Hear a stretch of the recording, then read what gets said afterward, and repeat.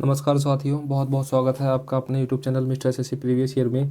ये आपका होने वाला है, ये आपका 11th सेट होने वाला है। ठीक है, 11th सेट है। इससे पहले आपके 10 सेट करा जा चुके हैं। ठीक है, लिंक आपको मिल जाएगा डिस्क्रिप्शन बॉक्स में। ठीक है, ज़रूर जाके चेक करें, देखें और उसको करें। ठीक है, और आपको जब वो आप 10 सेट कर लोगे ना, तो आपको ये भी आइडिया हो जाएगा कि एसएससी किस टाइप के क्वेश्चन पूछ रहा है। ठीक है, ये चीज़ पता चल जाएगा और आपको ये भी पता चल जाएगी कि आप कहाँ पे, आपकी कहाँ कमी हो रही है। ठीक है, ये सब चीज़ें आपको पता चल जाएगी एक सेट देने से।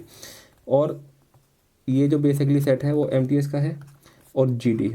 एक बात बताओ मेरे को, जो एमटीएस होता है वो भी 10th बेस से होता है और जीडी जो भी होता है वो भी 10th बेस होता है। ठीक है, अगर आप ये सोच रहे हो कि एमटीएस का सेट है और जीडी का इसका कोई लेना देना नहीं है, तो आप बहुत गलत चीज़ सोच रहे हो। ठीक है, देखो एमटीएस भी 10th पे है और जीडी भी 10th बेस वैकेंसी है। ठीक है, दोनों ही इंपॉर्टेंट वैकेंसी है, जिसके अंदर वैकेंसी भी बहुत ज़्यादा है। जीडी में तो 70,000 के आसपास है और इसके अंदर 8 से 10,000 के बीच में वैकेंसी है। ठीक है, तो इसको हल्के में लेने की कोई ज़रूरत नहीं है। ठीक है, तो एक चीज़ सोचो ध्यान से, ये जो है अगर एमटीएस का हो या फिर कोई जीडी का हो, ठीक है, दोनों ही ये के लिए बहुत ज़रूरी सेट है। ठीक है, ज़रूर इस चीज़ को करें। ठीक है, और मार्क्स देखें, अपने क्वेश्चन देखें कि 20-25 में से आप लोग कितने ठीक कर पा रहे हो। ठीक है, इसके अलावा हमारे इस चैनल पे जो जीएस यानी कि जीएस जो पोर्शन है प्रीवियस ईयर की, ठीक है, प्रीवियस ईयर की पेपर है। ठीक है, वो भी चल रही है सीरीज। उसका जो आपकी पीडीएफ है वो टेलीग्राम चैनल पे मिल जाएगी, वहाँ पे भी आप जुड़ जाओ। ठीक है, देखो पहला क्वेश्चन है वो करते हैं और जरूर यार इस चैनल को जरूर सब्सक्राइब कर लेना, जरूर कर लेना। ठीक है, चलो देखते हैं। देखो पहला क्वेश्चन, 1440 के 30%, यानी कि 1440 के 30%, ठीक है, के 12.5%। ठीक है, 12.5%। इस पॉइंट को हटाऊंगा, ठीक है, तो यहाँ पे एक जीरो आ जाएगा। ठीक है, देखो दो जीरो से, एक जीरो से कट गया और एक जीरो से ये कट गया। ठीक है, 25 पंचे 125, 25 चौक 100। ठीक है, अब देखो 5 एकम 5, 5 अट्ठे 40, 8 एकम 8, 8 एकम 8, 6, 8 अट्ठे 64, 18 तो ये कितना आ जाएगा 54, यानी कि 54 आपका आंसर आ जाएगा, यानी कि ऑप्शन डी आपका करेक्ट आंसर हो जाएगा। ठीक है, बहुत आसान क्वेश्चन था, सिर्फ कैलकुलेशन थी इसके अंदर। ठीक है, और जुड़ जाओ यार, बहुत सारे लोग, शेयर कर दो इसको जरूर। ठीक है, देखो नेक्स्ट क्वेश्चन दूसरा, ए किसी कार्य को अकेला 10 दिन में कर सकता है, यानी कि ए इस काम को 10 दिन में कर सकता है और बी इस काम को 15 दिन में कर सकता है। ठीक है, बी 15 दिन में कर सकता है। वे एक साथ मिलकर कार्य शुरू करते हैं। देखो इसका एलसीएम ले लूँगा मैं, कितना आ जाएगा 60, यानी कि 10 छीके 60 और 15 चौक 60। ठीक है, हालांकि 30 भी आ सकता था, चलो 30 ही ले लेता हूँ। ठीक है, इसका एलसीएम आ गया 30। ठीक है, 10 दिया 30 और 15 दूनी 30। अगर मैं 60 लेके करता ना तब भी गलत नहीं होता, तब भी आंसर सही आता, लेकिन थोड़ी सी कैलकुलेशन बड़ी हो जाती। ठीक है, अब देखो क्या कह रहा है, दोनों मिलकर कार्य शुरू करते हैं परंतु बी कार्य आरंभ होने के 2 दिन के बाद कार्य छोड़ देता है। देखो इन दोनों ने जो इनकी जो एफिशिएंसी है काम करने की, ए की है 3 और बी की है 2, टोटल मिला के जो इन दोनों की एफिशिएंसी हो जाएगी वो कितनी हो जाएगी 5। इन दोनों ने 2 दिन तक साथ में काम किया, तो 2 दिनों में कितना काम कर लिया इन्होंने, यानी कि इन्होंने कर लिया 10 यूनिट काम कर लिया। ठीक है, टोटल कितनी यूनिट था 30 यूनिट, 10 यूनिट कर लिया इन लोगों ने, तो टोटल कितना बचा अभी 20 यूनिट, इतना हो गया। ठीक है, तथा ए शेष कार्य को अकेला पूरा करता है और ए जो है वो शेष कार्य को अकेला पूरा करता है, यानी कि ए की एफिशिएंसी कितनी है 3, यानी कि 20 के बटे में 3। ठीक है, कार्य को पूरा होने में कुल कितने दिन लगेंगे, देखो यहाँ से 2 दिन तक तो इन्होंने ये साथ में काम किया और 20/3 दिन में किसने किया ए ने, तो दोनों देखो कितना हो गया 20, 2 प्लस में 20 के बटे में 3, यानी कि 3 दूनी 6, 6 और 20 कितना हो गया 26 के बटे में 3। आंसर कितना हो जाएगा 26 के बटे में 3, यानी कि आपका सी ऑप्शन एकदम करेक्ट हो जाएगा। ठीक है, बहुत आसान क्वेश्चन था, बेसिक क्वेश्चन था। ठीक है, चलो देखते हैं नेक्स्ट क्वेश्चन, और शेयर कर दो दोस्तों जरूर इस क्वेश्चन को, बहुत अच्छी सीरीज है। ठीक है, देखते हैं जो तीसरा क्वेश्चन है वो देखो, ए तथा बी के लागत मूल्य का योग 1200 है, यानी कि ए और बी इन दोनों का जो लागत मूल्य है वो कितना दे रखा है 1200। ठीक है, ए तथा बी के विक्रय मूल्य, यानी कि ये तो हो गया आपका सीपी। ठीक है, और एसपी कितना दे रखा है, ए और बी का जो एसपी दे रखा है वो दे रखा है 1390। अब एक बात बताओ मुझे, टोटल तो इन दोनों का जो सीपी 1200 है और जो इनका एसपी है वो कितना हो गया 1390, यानी कि इस पे फ़ायदा कितना हुआ, फ़ायदा हो गया इस पे 1200, यानी कि 190 का फ़ायदा हो गया। अब मैं फ़ायदा का परसेंट निकालता हूँ, यानी कि प्रॉफिट परसेंटेज निकालूंगा, तो कितने पे फ़ायदा हो रहा था, यानी कि 1200 पे, इंटू में 100। ठीक है, 2 जीरो से ये 2 जीरो कट गया, यानी कि जो इसका रेशियो आ रहा है वो कितना आ रहा है 190 के बटे में 12। ठीक है, अब क्या कह रहा है ए को कितने फ़ायदे पर बेचा गया, यानी कि ए को बेचा गया 10% फ़ायदे पर और बी को बेचा गया 20% के फ़ायदे पर। तो पूछ रहा है कि ए तथा बी के लागत मूल्यों का अनुपात कितना है। सीधी सीधी सी बात है, मैं इसके अंदर लगा दूंगा क्या, इसके अंदर लगा दूंगा मैं मिक्सचर एलिगेशन, यानी कि ए को फ़ायदा हो रहा था 10% और बी को फ़ायदा हो रहा था 20% और दोनों को मिला के कितने का फ़ायदा हो रहा है 190 के बटे में 12।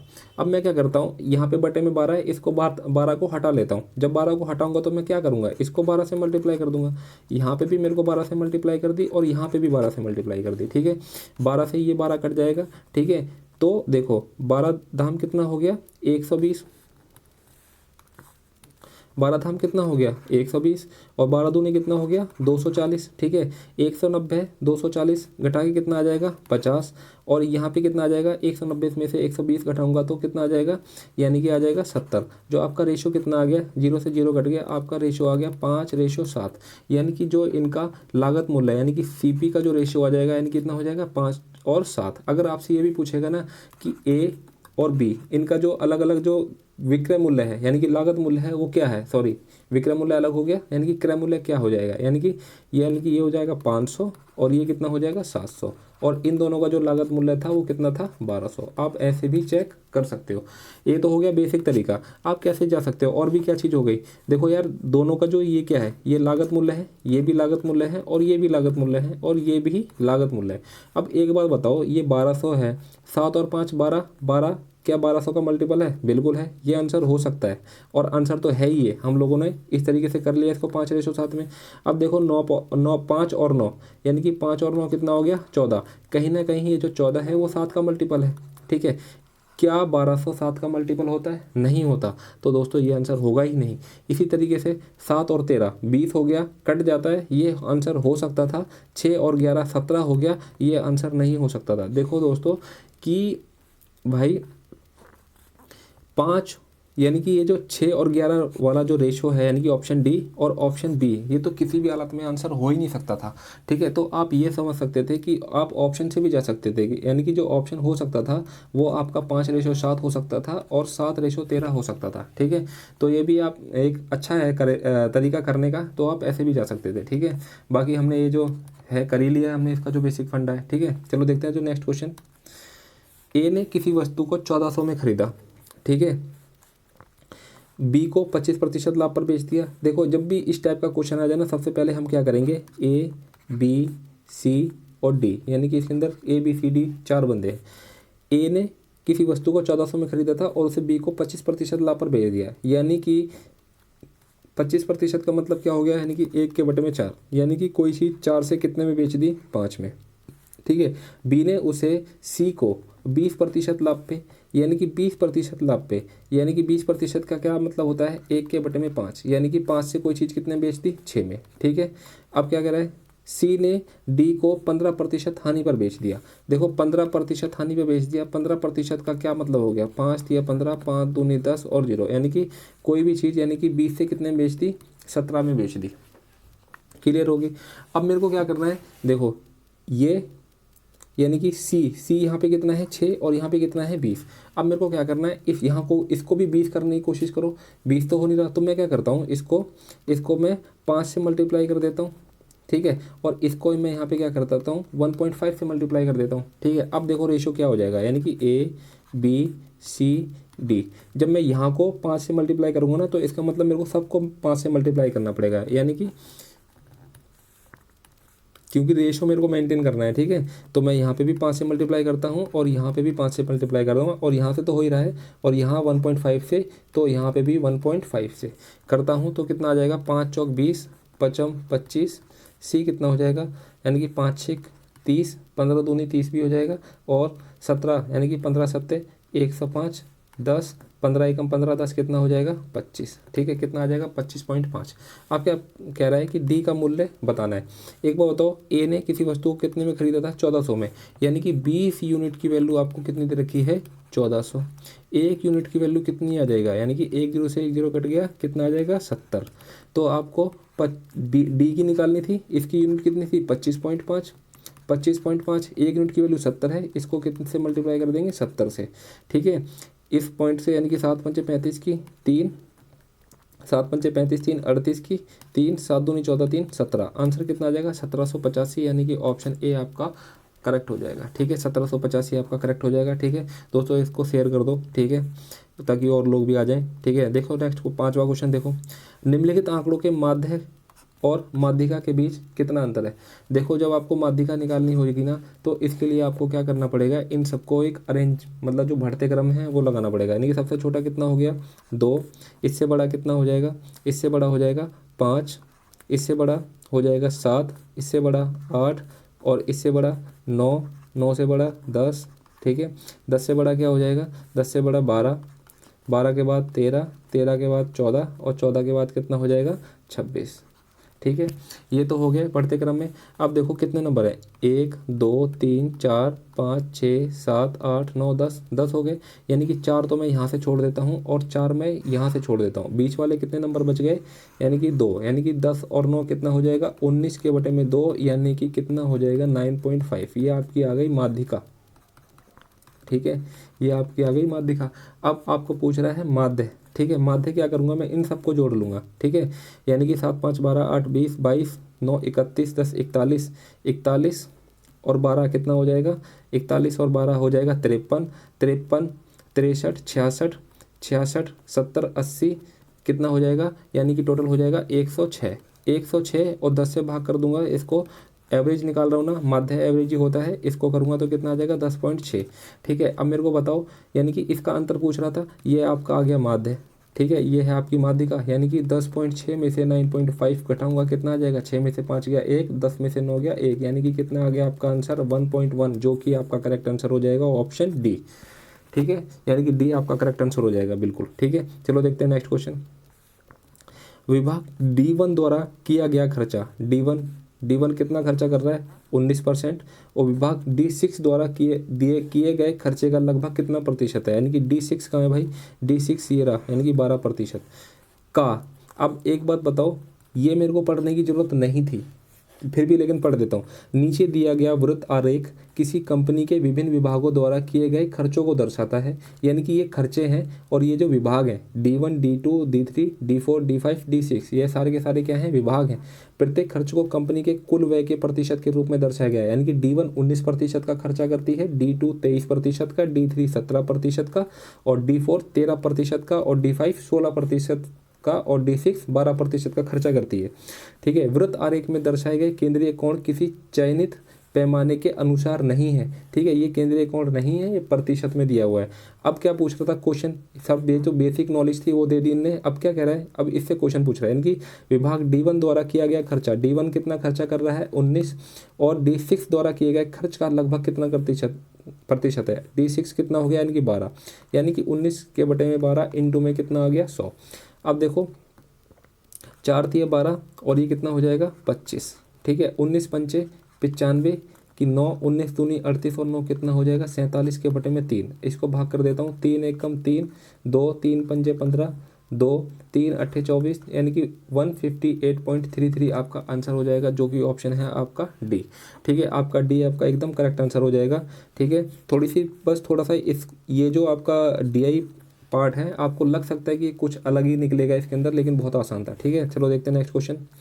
आदित्य किसी कार्य को अकेला 24 दिन में कर सकता है। यानी कि आदित्य किसी काम को 24 दिन में कर सकता है, रमन उसी कार्य को 45 दिन में कर सकता है। ठीक है, वे दोनों मिलकर कार्य को कितने दिन में पूरा करेंगे। बहुत ही बेसिक क्वेश्चन है।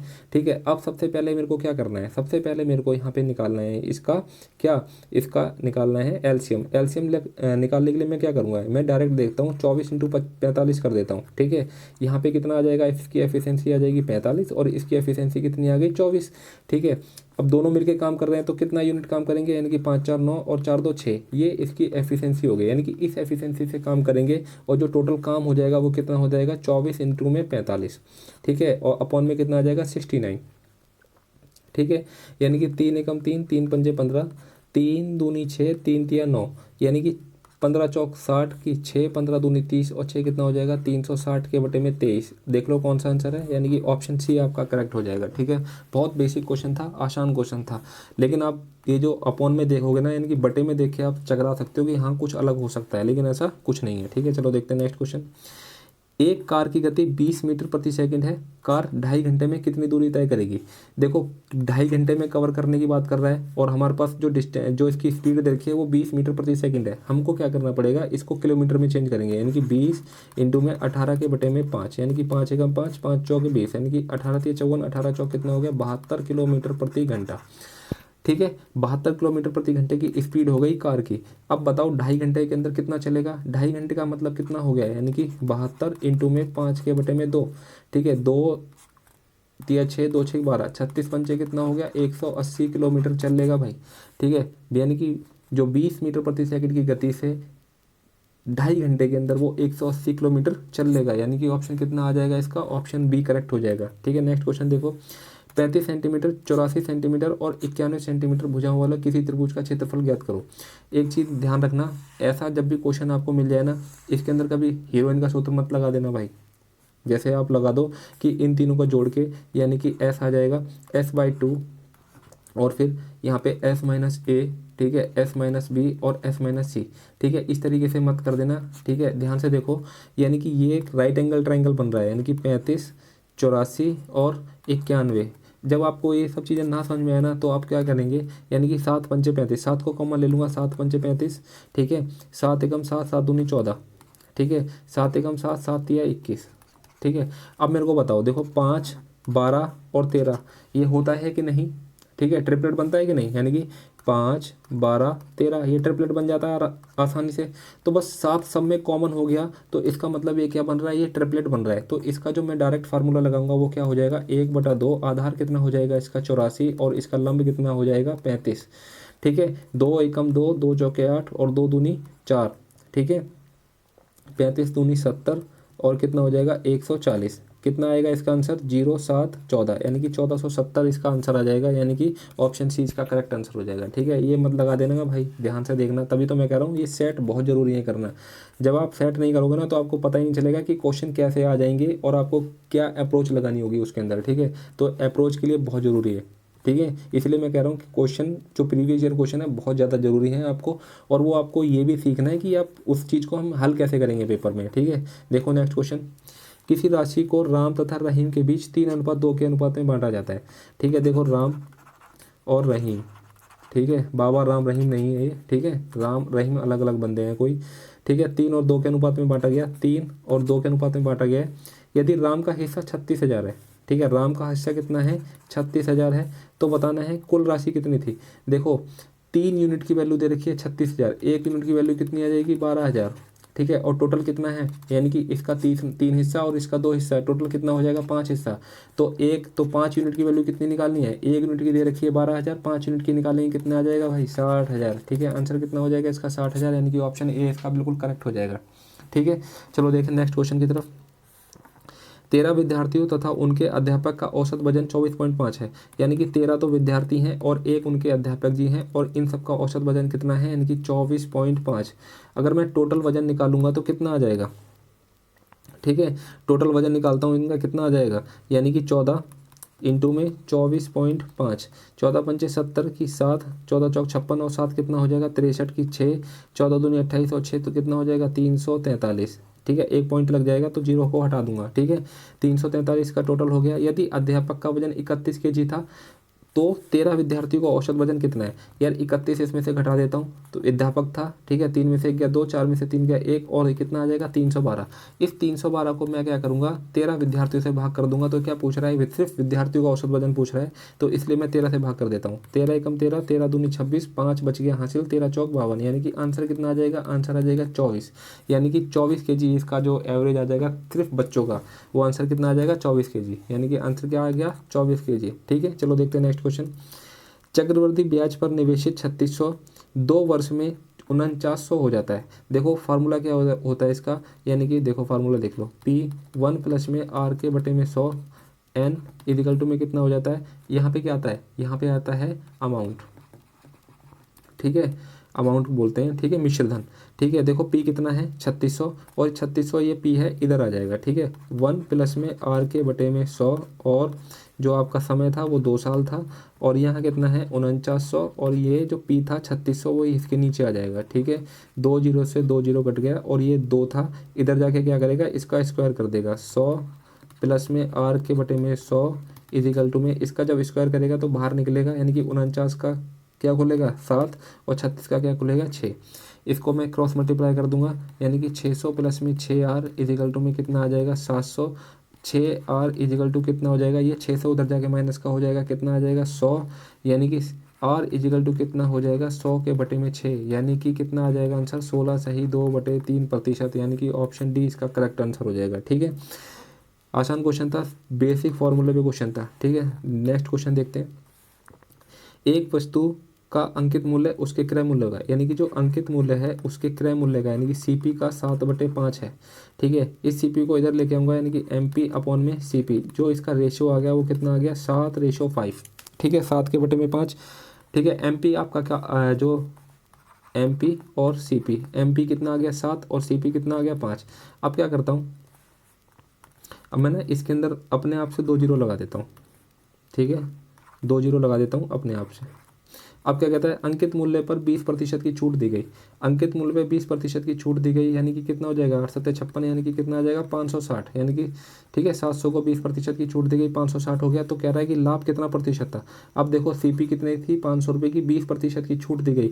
जो आपको जो डिस्काउंट दिया जाएगा ना वो हमेशा एमपी पे दिया जाता है, एमआरपी पे, ये चीज़ ध्यान रखना, कहीं सीपी पे मत दे देना छूट, ठीक है। 700 की चीज़ थी, उसका जो एमआरपी था उस पर 700 थी, डिस्काउंट दिया उसको 20% का 560 की बेच दी उसने, ये क्या हो गया एसपी हो गया, ठीक है। तो अब देखो इस पर प्रॉफिट कितना हो गया, यानी कि 60 का प्रॉफिट हो गया कितने पे, यानी कि 500 पे, ठीक है, इंटू में 100। 2 जीरो से 2 जीरो कट गया, 5 एकम 5, 5 एकम 5, 5 दूनी 10, आंसर कितना आ जाएगा 12%, यानी कि ऑप्शन बी इसका करेक्ट आंसर हो जाएगा, ठीक है। चलो देखते हैं नेक्स्ट क्वेश्चन। यदि कंपनी के कुल खर्च 20 लाख है, ठीक है, देखो कंपनी के कुल खर्च कितने हैं 20 लाख है, ठीक है। D2, D4 और D5 विभाग पर किया गया कुल खर्च कितना है, यानी कि D2 कितना है 23, D4 कितना है 13, यानी कि 20 30 कितना हो जाएगा 36, और D5 कितना है भाई 16, यानी कि 36 और 16 कितना हो जाएगा 6 6 12, कितना आ जाएगा 5, यानी कि 20 लाख का 52% निकालना है। तो आंसर कितना आ जाएगा, 2 जीरो से 2 जीरो काट दूंगा, 1 2 3 4, 2 दूनी 4, 2 पंजे 10, कितना आ जाएगा, यानी कि आंसर आ जाएगा ये 10,40,000, यानी कि ऑप्शन कितना हो गया आपका, ऑप्शन हो गया आपका डी, ठीक है। बहुत आसान क्वेश्चन था। देखते हैं नेक्स्ट क्वेश्चन। यदि किसी घन का पार्श्व पृष्ठ क्षेत्रफल कितना है, यानी कि लेटरल सरफेस एरिया कितना है 144, ये कितना होता है, यानी कि 4a² इजिकल टू में 144, ए का स्क्वायर 4 नीचे आ जाएगा, 4 3 12, 4 6 24, यानी कि ए कितनी आ गई 6, यही तो पूछ रहा था। आप इस चीज़ में कन्फ्यूजन मत हो जाना कि आप 6a² कर दो, ये क्या होता है, ये कुल पृष्ठ क्षेत्रफल होता है, यानी कि पृष्ठ क्षेत्रफल की बात करेगा तो 6a² हो जाएगा। ये पूछ रहा है लेटरल, यानी कि सिर्फ एक पार्श्व क्षेत्र के पार्श्व की एरिया, जो पार्श्व का क्षेत्रफल होता है उसके बारे में बात कर रहा है, तो वो क्या हो जाता है, यानी कि 4a², ठीक है। तो ए आपकी कितनी हो जाएगी 6, ठीक है, यानी कि ऑप्शन डी आपका करेक्ट आंसर हो जाएगा, ठीक है। चलो देखते हैं नेक्स्ट क्वेश्चन। एक नाव 7 घंटे में 10 किलोमीटर, ठीक है, एक नाव 7 घंटे में 10 किलोमीटर, 7 घंटे में 10 किलोमीटर, यानी कि 10 किलोमीटर जा रही है 7 घंटे में, यानी कि अप स्ट्रीम, मतलब यानी कि बोट माइनस वाटर, ठीक है, बोट माइनस वाटर, तथा 20 किलोमीटर डाउन स्ट्रीम चल रही है, यानी कि धारा के दिशा में, ठीक है, चलती है, यानी कि देखो प्लस में 20 किलोमीटर धारा की दिशा में चलती है, कितना टाइम लेता है इसको 7 घंटे लगते हैं। 11 घंटे में 20 किलोमीटर, यानी कि 20 किलोमीटर जाती है अप स्ट्रीम, यानी कि धारा के विरुद्ध, यानी कि बी माइनस वी, यानी कि बी क्या है यहाँ पे बोट है और डब्ल्यू क्या है यहाँ पे वाटर है, ठीक है। और 10 किलोमीटर धारा की दिशा में, 10 किलोमीटर धारा की दिशा में, ठीक है। और टोटल कितना घंटे लगते हैं, यानी कि 11 घंटे लगते हैं। अब क्या कह रहा है, स्थिर जल में नाव की गति पूछ रहा है, यानी कि नाव की गति, यानी कि वाटर की गति पूछ रहा है। अब मेरे को क्या करना पड़ेगा यहाँ पे, सबसे पहले मैं क्या करता हूँ, इसको मैं 2 से मल्टीप्लाई करता हूँ, ठीक है। इसको जब मैं 2 से मल्टीप्लाई करूँगा तो ये क्या कट जाएगा, ये कट जाएगा। मैं यहाँ से साइन चेंज कर देता हूँ, ठीक है, ये साइन चेंज कर दिया, ठीक है। जब मैं 2 से मल्टीप्लाई कर दूंगा तो ये 20 हो जाएगा, तो देखो ये ऑप्शन कट जाएगा, ठीक है। यानी कि ये प्लस का था, ये माइनस का, तो ये कट गया, ठीक है। इसको कर दूंगा तो कितना हो जाएगा ये, यानी कि 40, 2 से मल्टीप्लाई करना पड़ेगा ना, 40 और बी प्लस में डब्ल्यू इजिकल टू में 2 से करूँगा तो कितना आ जाएगा 14, ठीक है। यहाँ से कुछ नहीं करना, यहाँ से सिर्फ कितना आ जाएगा 10, बी प्लस में डब्ल्यू इजिकल टू में कितना आ गया 11। यहाँ पे माइनस का निशान था, ठीक है, यहाँ पे माइनस का निशान था। 40 माइनस का कितना हो जाएगा 10 इजिकल टू में, ठीक है। 14 में से 11 कितना जाएगा, कितना बचेगा 3, ठीक है। अब देखो, ठीक है, सेम आ जाएगा। 40 में से 10 गया इजिकल टू में आ गया 3, थोड़ा सा ऊपर देख लिया, ठीक है। 40 में से 10 के कितना आ जाएगा 30, बी प्लस में वी इजिकल टू में 3, ठीक है। तो बोट प्लस वाटर कितना आ जाएगा आपका, कितना आ गया, यानी कि बोट प्लस वाटर आ गया 10, ठीक है। यानी कि बोट प्लस वाटर की जो स्पीड आ गई वो कितनी आ गई 10 किलोमीटर प्रति घंटा। आपके पास ये आ गया। अब आप ना कहीं पे भी इस चीज़ की वैल्यू रख लो, ठीक है। यहाँ पे यहाँ पे रख लेते हैं, ठीक है। 20 प्लस में 20 minus B minus water plus में 10, और इसकी वैल्यू कितनी थी, यानी कि 10 इजिकल टू में कितना था 11।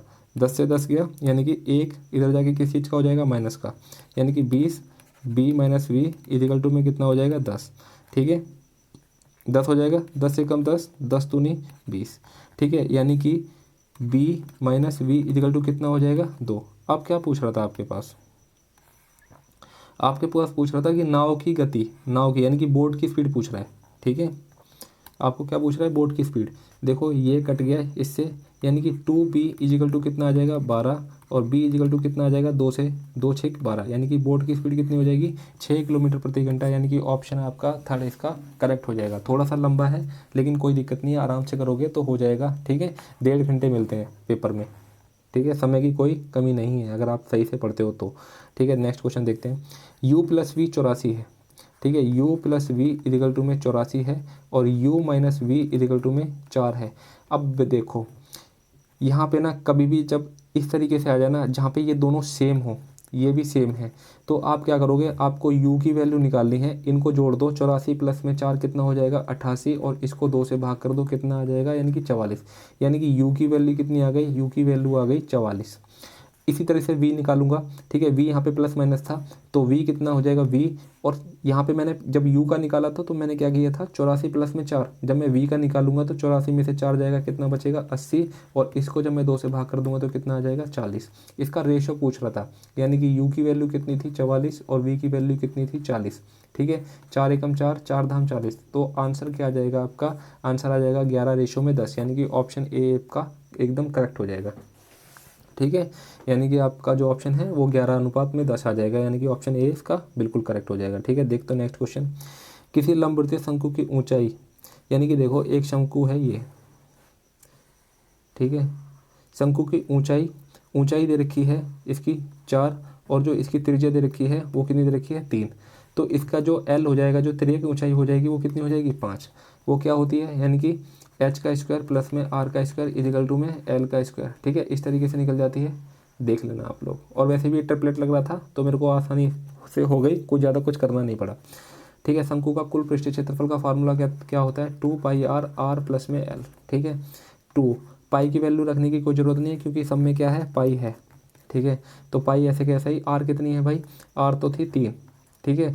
r कितनी थी 3 और l कितनी थी, यानी कि 5, यानी कि 2 3 6 और 8, यानी कि 8 6 के कितना होता है, कुछ गलत हो गया इसके अंदर, r कितना है 3, सॉरी 2 नहीं आएगा, ठीक है। यानी कि पाई जो इसका फार्मूला होता है वो क्या होता है पाई r प्लस में l, ठीक है। यानी कि कितना हो जाएगा, यानी कि 5 3 8, 8 से कितना हो जाएगा 24 पाई, यानी कि इसका आंसर कितना हो जाएगा, यानी कि आंसर इसका हो जाएगा 24 पाई, यानी कि ऑप्शन बी इसका एकदम करेक्ट हो जाएगा, ठीक है। चलो देखते हैं नेक्स्ट क्वेश्चन। वृत्तखंड D2 D3 द्वारा बनाए गए केंद्रीय कोणों के बीच क्या अंतर है। ठीक है, अब देखो D2 कहाँ है, ये रहा, और D3 कितना है 17। इन दोनों को जब मैं घटाऊंगा तो कितना आ जाएगा, यानी कि आ गया 6%, यानी कि परसेंटेज का हटा के नीचे आ गया 100, और इसको कित में निकालना है, डिग्री में निकालना है। डिग्री के लिए क्या करूँगा मैं, 360 से मल्टीप्लाई कर दूंगा। ठीक है, 1 0 से 1 0 कट गया, 6 छक 36 की 3, 6 3 18, 3 कितना हो जाएगा 21 के बटे में 10 आ जाएगा, यानी कि 21.6 डिग्री, यानी कि ऑप्शन इसका डी करेक्ट हो जाएगा। ठीक है, ऑप्शन इसका डी करेक्ट हो जाएगा। ठीक है, चलो देखते हैं नेक्स्ट क्वेश्चन। ए तथा बी का औसत, यानी कि ए प्लस में बी, इसका औसत दे रखा है 10, तो कुल कितना हो जाएगा, इसका हो जाएगा 20। बी और सी का दे रखा है 12, इसका कुल कितना हो जाएगा 24, और सी और ए का दे रखा है 15, इसका कितना हो जाएगा, यानी कि 30। अब क्या पूछ रहा है कि ए बी सी का औसत पूछ रहा है, ए बी सी का औसत पूछ रहा है। देखो जब मैं इन सबको जोड़ूंगा ना, तो देखो ए कितने बार है, 2 बार, सी भी 2 बार है, और बी भी 2 बार है। ठीक है, इसका क्या मतलब हो गया, मैं 2 कॉमन ले लूँगा तो यहाँ पे कितना आ जाएगा, ए प्लस में बी प्लस में सी इक्वल टू में, यानी कि 30 20 50, यानी कि कितना आ जाएगा 74। 2 इधर जाएगा, यानी कि A plus B plus C equal to में 74 के बटे में 2 कितना आ जाएगा 37, यानी कि ए प्लस बी प्लस सी की वैल्यू कितनी आ गई 37। और क्या निकालना था, इसका औसत निकालना था। तो 37 के बटे में कितनी संख्या है, 1 2 3, 3 से इसको भाग कर दूंगा तो आंसर कितना आ जाएगा 37 के बटे में 3, यानी कि ऑप्शन कितना हो जाएगा, आपका ऑप्शन हो जाएगा ए करेक्ट। ठीक है, चलो देखते हैं नेक्स्ट क्वेश्चन। बोर्ड मास का क्वेश्चन है, इसको हमेशा लास्ट में करना जब पेपर में आओगे तो। ठीक है, लेकिन अभी यहाँ देख लेते हैं। 4 एकम 4 में से 3 गया, कितना आ जाएगा, यानी कि 1 के बटे में कितना आ गया भाई, यानी कि 1 के बटे में आ गया 4। ठीक है, प्लस में 1 के बटे में 2 इंटू में 6 के बटे में 10। ठीक है, 2 3 6, 2 पंचे 10, कितना आ जाएगा, यानी कि 3 के बटे में 10, कितना आ गया भाई, यानी कि 3 के बटे में 10।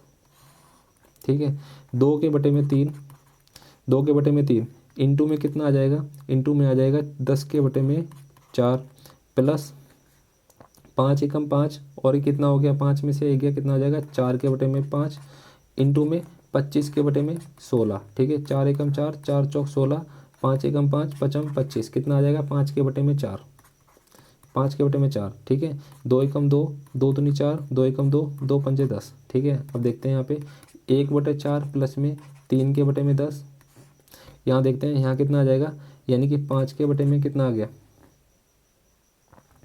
5 के बटे में आ गया 3, प्लस में कितना आ गया 5 के बटे में 4। ठीक है, यहाँ पे एलसीएम लेंगे। ठीक है, तो कितना आ जाएगा, यानी कि 10 एकम 10 प्लस में 4 तिया 12, कितना आ जाएगा 10 चौक 40। यहाँ देखते हैं, यानी कि 4 पंजे 20 प्लस में 3 पंजे 15, और 3 चौक कितना हो गया 12। 10 और 12 कितना हो जाएगा भाई 22 के बटे में 40, और 20 30 35 के बटे में कितना हो जाएगा 12। ठीक है, इसको सॉल्व करते हैं आगे, यानी कि 22 के बटे में 40 इंटू में 12 के बटे में कितना हो गया 35। ठीक है, 2 एकम 2, 2 दूनी 4 20। ठीक है, 2 धाम 20, और 2 6 12, आंसर कितना आ जाएगा इसका, 2 तिया 6, 2 पंजे 10, तो आंसर कितना आ जाएगा 33। यहाँ से कितना बच गया 11, और यहाँ से कितना बच गया 3, 11 तिया 33 हो गया, और 35 पंचे यानी कि पचम 25 की 2 5 15 2 17, आंसर कितना आ जाएगा 33 के बटे में 175, जो कि है आपका, यानी कि फर्स्ट ऑप्शन एकदम करेक्ट हो जाएगा। ठीक है, इसलिए मैंने कहा कि इस क्वेश्चन को हमेशा लास्ट में करना है, पहले करने की कोशिश मत करना, क्योंकि गलत होने के पूरे पूरे चांसेस है। जब आपके पास समय बचेगा तो आप करो उसको आराम से, ठीक है, तसल्ली से। ठीक है, देखते हैं नेक्स्ट क्वेश्चन। नेक्स्ट क्वेश्चन भी बोर्ड मास का है। ठीक है, 3 डिवाइड है, बोर्ड मास को लेके चलेंगे साथ में, यानी कि बोर्ड मास। ठीक है, बोर्ड मास को लेके चलेंगे। ब्रैकेट, सबसे पहले हमारा काम क्या होता है, ब्रैकेट को सॉल्व करना, फिर हमारा ऑफ का, ऑफ यहाँ पे है तो ऑफ को कर लेंगे, यानी कि 3 भाग 3 तिया 9। ठीक है, 3 तिया 9 प्लस में 2, यानी कि फिर भाग को करेंगे, यानी कि डिवाइड, यानी कि 2 के बटे में 4 प्लस ब्रैकेट को करेंगे, 4 दूनी 8 में से 2 हो जाएगा, कितना बचेगा, यानी कि 6। 6 यहाँ पे 12 है, बटे में 12 प्लस में 4। ठीक है, आसानी से हो गया, यानी कि 3 के बटे में 9 प्लस में 2 के बटे में 4 प्लस में 6 के बटे में 12 प्लस में कितना हो जाएगा 4। ठीक है, 3 एकम 3, 3 तिया 9, 2 एकम 2, 2 दूनी 4, 6 एकम 6, 6 दूनी 12। ठीक है, यानी कि 1 के बटे में 3 प्लस में 1 के बटे में 2 प्लस में 1 के बटे में 2 प्लस में 4, एलसीएम कितना आ जाएगा, एलसीएम आ जाएगा 6। ठीक ठीक है। 3 के पहाड़े में 6 आता है 2 पर, यानी कि 2 आ जाएगा यहाँ पे। प्लस में 2 के पहाड़े में 6 आता है 3 पर, 3 एकम 3, प्लस में 2 के पहाड़े में 6 आता है कितने पे आता है भाई, 3 पे, 3 एकम 3 और 6 चौक 24, ठीक है। 24 3 27, 3 कितना हो जाएगा 30 और 2 कितना हो जाएगा 32 के बटे में 6, 2 तिया 6, 2 एकम 2, 2 6 12, आंसर कितना हो जाएगा 16 के बटे में 3, यानी कि ऑप्शन बी इसका एकदम करेक्ट आंसर हो जाएगा, ठीक है। 16 बटे 3 इसका करेक्ट आंसर हो जाएगा बी, ठीक है। चलो देखते हैं नेक्स्ट क्वेश्चन। 23 का क्वेश्चन है आप, ये हमारा, किसी राशि को साधारण ब्याज दर पर निवेशित किया जाता है, यदि ब्याज दर 20% प्रति वर्ष है तो कितने समय में राशि दुगनी हो जाएगी। एक बार बताओ, अगर मेरे पास शुरुआत में 100 रुपया है, ठीक है, और मेरे को दुगना करना है, दुगना करने के लिए मेरे को 200 हो जाएगा, यानी कि जब ये 200 हो जाएगा तो इसका मतलब क्या हो गया, दुगना हो जाएगा। इसका मतलब ये हो गया कोई राशि 100 से 200 हो गई तो उस पर ब्याज कितना हो गया भाई, ब्याज हो गया उस पर 100 रुपया। क्लियर होगी इतनी सी बात। अब ये बताओ, साधारण ब्याज है, साधारण ब्याज पे तो नॉर्मली रहता है, यानी कि एक ही रेट पे चलता है, और जब चक्रवर्ती ब्याज होता है तो वो ब्याज पे ब्याज लगता है। तो यहाँ पे चक्रवर्ती ब्याज तो है नहीं, यहाँ पे जो बात कर रहा है वो साधारण ब्याज की बात कर रहा है। अब देखो 20% है, 100 कब होगा, यानी कि 20 इंटू में 5 कितना हो जाएगा 100%। कितना टाइम लग गया इसको, यानी कि 5 साल, यानी कि आंसर कितना हो जाएगा इसका 5 साल। बहुत आसान क्वेश्चन था। जब भी आपके पास ऐसा क्वेश्चन है ना, साधारण ब्याज चक्रवर्ती ब्याज, अगर आप नहीं कर पा रहे उसको तो आप यार लाला बन जाओ ना यार, जो कर्जा देता है सब कर दोगे, ठीक है। देखो यानी कि 23 का क्या हो गया आंसर, 5 हो जाएगा, ठीक है, 5 वर्ष। नेक्स्ट क्वेश्चन देखो, 20, 250 और 120 का HCF पूछ रहा है। सिंपल सी बात है, सबसे छोटा नंबर ऐसा देखना है जो 20 से भी भाग हो जाए, 250 से भी कट जाए और 120 से भी कट जाए। सीधा सा नंबर है, सबसे छोटा कौन सा है 10, है ना। 15 तो नहीं जाता ना भाई, 20 से नहीं जाता, 15 एकम 15, 10, इससे भी नहीं जाता 15, और इससे चला जाएगा। जब ये भाग ही नहीं हो रहा तो सबसे छोटा नंबर कौन सा है 10, जो कि तीनों से कट जाएगा, ठीक है। 20 से भी कट जाएगा, 250 से भी कट जाएगा और 120 से भी कट जाएगा। 25 होगा नहीं, 25 और 20 का होगा नहीं, ठीक है। तो आंसर कितना हो जाएगा इसका 10 आंसर हो जाएगा आराम से। आप चाहें तो निकाल भी सकते हैं, ठीक है। 10 देखो, 25 वाला लास्ट क्वेश्चन है हमारा। दी गई दो संख्याओं का अनुपात 9:7 है, ठीक है, 9x और 7x, ठीक है। प्रत्येक संख्या में 6 जोड़ दिया गया, इसमें 6 जोड़ दिया गया और इसमें 6 जोड़ दिया गया, और अनुपात कितना हो जाएगा, यानी कि 21 के बटे में 17 हो जाएगा। क्या पूछ रहा है, दी गई दो संख्याओं के बीच अंतर बताना है, यानी कि इनका अंतर पूछ रहा है। सीधे सीधा मैं क्या कर देता हूँ, इसको मल्टीप्लाई, यानी कि 17 में कितना होता है, 17 में हो गया 153x और 17 छिक्के कितना हो गया 102, और 7 एकम 7, 7 दूनी 14 x प्लस में 21 छिक कितना हो गया 6 एकम 6, 6 दूनी 12, ठीक है। 147 इधर आ जाएगा, ठीक है। 153x माइनस का 147 इजिकल टू में 126 माइनस में 102, ठीक है। 13 में से 7 गया 6x इजिकल टू में यहाँ पे कितना आ जाएगा, 6 में से 2 गया 4 और 12 में से 10 गया, कितना बचेगा, यानी कि 2, यानी कि x इजिकल टू कितना आ गया 4। आंसर कितना आ जाएगा, x की वैल्यू कितनी आ गई 4। क्या पूछा हुआ था कि दोनों का बीच का पूछना था। देखो इन दोनों का अंतर कितना है भाई, 2 यूनिट है, और x की वैल्यू कितनी थी, सीधे सीधे यार छोड़ो, इससे मत देखो, यानी कि 4 में कितना हो जाएगा 36, यानी कि पहली संख्या हो गया 36 और 4 सत्ते कितना हो जाएगा 28, दोनों का डिफरेंस कितना हो गया 8, ठीक है। आपका ऑप्शन यानी कि सी आपका एकदम करेक्ट आंसर हो जाएगा, ठीक है। तो इस तरीके से हमारे ये 25 क्वेश्चन एकदम कंप्लीट हो गए हैं, ठीक है। ज़रूर बताओ कि आपको समझ में आ रहा है या नहीं आ रहा है, क्या आपको कोई परेशानी हो रही है, ठीक है। ज़रूर कमेंट बॉक्स में बताओ और जुड़ जाओ यार हम सबसे, ठीक है, ठीक है। तो फिर मिलते हैं, कल मिलेंगे 12वें सेट के साथ। तब तक के लिए जय हिंद जय भारत।